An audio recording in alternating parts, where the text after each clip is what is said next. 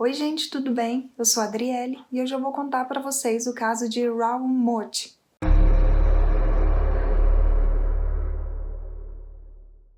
Raoul Thomas Moat nasceu no dia 17 de junho de 1973 em Tyne, Inglaterra.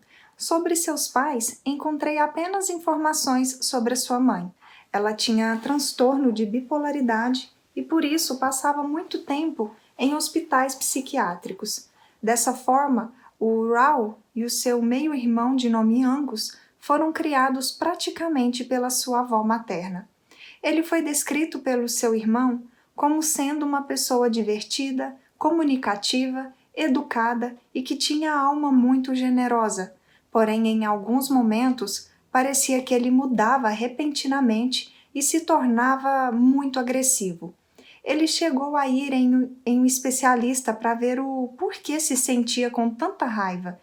E assim como a sua mãe, ele foi diagnosticado com transtorno de bipolaridade, porém ele nunca se tratou.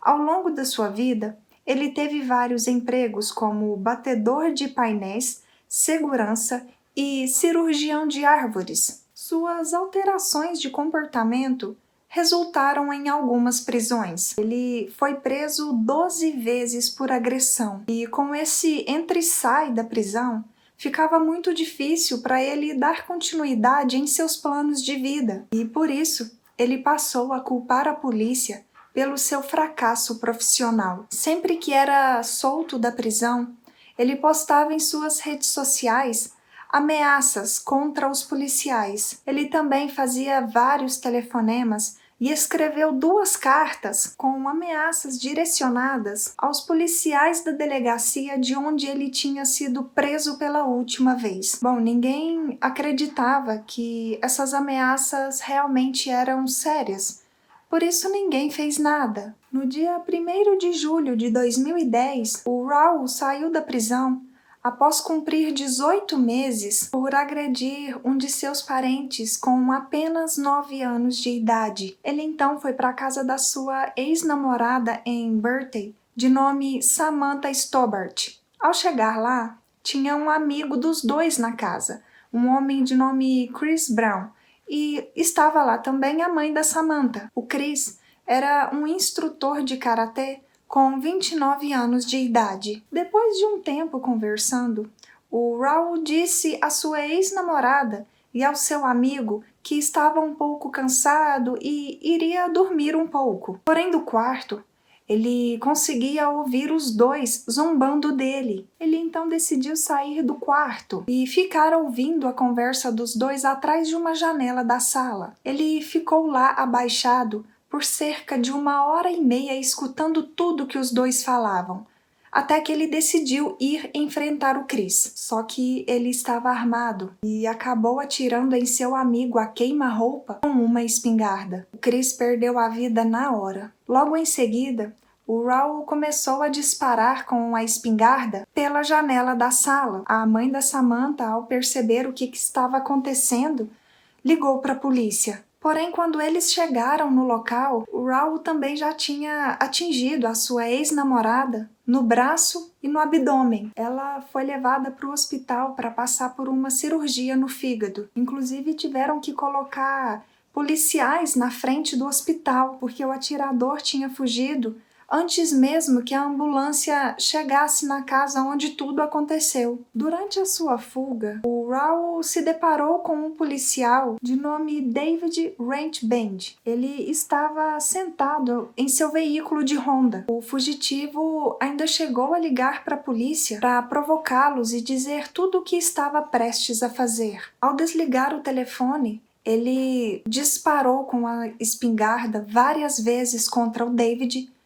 e fugiu novamente. O David foi levado para o hospital em estado crítico, com vários ferimentos em sua cabeça. Ele sobreviveu, porém ficou com sequelas. Infelizmente, ele perdeu a visão. Foi muito difícil para o David aceitar a sua nova condição.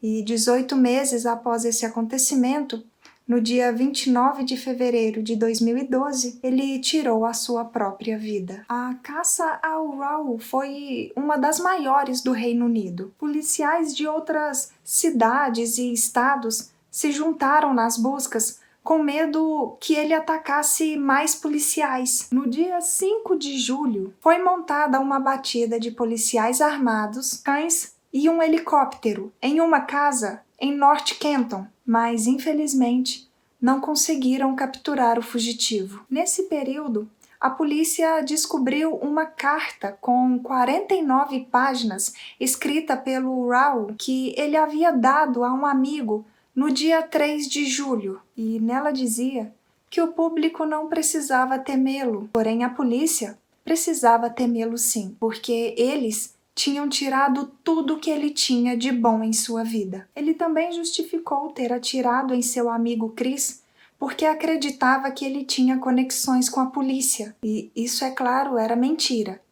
A verdadeira motivação para ele atirar em seu amigo era porque ele estava com ciúme, porque o Chris estava saindo com a sua ex-namorada. Enquanto não conseguiam prender o Raul, a região onde tudo isso estava acontecendo parou. Todos estavam com medo de sair nas ruas. As escolas fecharam, vários estabelecimentos também. Apesar dele ter dito em sua carta que somente os policiais estavam em perigo, toda a população ainda estava com medo, porque aparentemente ele estava descontrolado. No início da noite do dia 9 de julho, os moradores de Hotbury foram instruídos a ficarem dentro de suas casas porque uma grande operação de segurança iria acontecer. Enfim, o fugitivo foi encontrado e a polícia o cercou acreditando que ele iria se entregar. Porém, ele apontou a sua arma para sua própria cabeça. A polícia tentou por horas negociar com ele. Até levaram seu melhor amigo de nome Tony Lidler até o local para tentar convencê-lo a se entregar, porém isso não aconteceu. Após cerca de 12 horas desde o início das negociações, o Raul foi atingido na cabeça. Ele foi levado para o hospital, porém foi declarado sem vida às 14 horas e 20 minutos daquele dia. Não havia ficado claro se o próprio Raul havia disparado a sua arma em si mesmo ou se ele havia sido atingido por um policial. Por isso, no dia 13 de julho, um inquérito foi aberto para descobrirem de onde tinha vindo o tiro que acertou o rapaz. E em setembro de 2011, um júri de inquérito retornou com um veredito de suicídio. Durante as investigações, descobriram que 2 homens tinham ajudado o Raul a cometer esses crimes. Um deles era o fisiculturista Carl Ness, com 26 anos de idade, e o outro era o Quran Wan, de 23 anos de idade. Eles foram acusados de conspiração para cometer homicídio e posse de arma de fogo.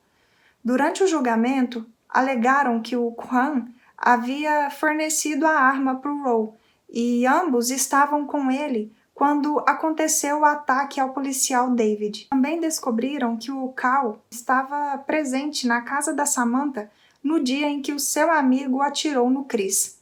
O Cal recebeu 3 sentenças de prisão perpétuas simultâneas, totalizando uma tarifa mínima de 40 anos de prisão pelo assassinato do Chris Brown, conspiração para assassinato e tentativa de assassinato do policial David.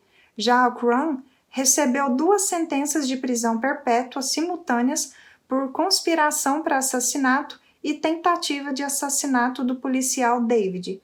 Ele cumprirá pelo menos 20 anos de prisão. Ambos os homens também foram condenados a 7 anos por roubo, e o Cal recebeu 5 anos a mais por porte de arma de fogo. Comentem aqui embaixo o que vocês acharam desse caso. Um caso bem complicado, porque claramente o Raul tinha, sim, alguns desvios de personalidade, e por ter ido preso várias vezes, O que, claro, nenhuma dessas vezes foi à toa. Ele não conseguia seguir em frente com seus planos, com a sua vida. E ele atrelou todo esse seu fracasso às pessoas que tinham o prendido. Pessoas que, na verdade, estavam apenas fazendo o seu trabalho. Como eu disse no início, ele foi diagnosticado, assim como a sua mãe, com um transtorno de bipolaridade.